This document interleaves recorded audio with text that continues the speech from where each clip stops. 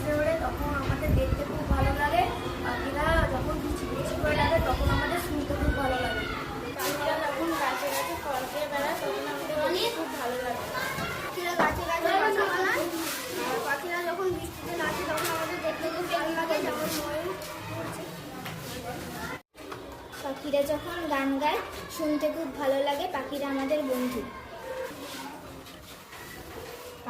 পাখিরা হলো প্রকৃতির একটা অঙ্গ, আর তাই আমরা আমাদের পাখি বন্ধুদের জন্য স্যারেদের সাহায্য নিয়ে একটা বাসা তৈরি করে দিয়েছি।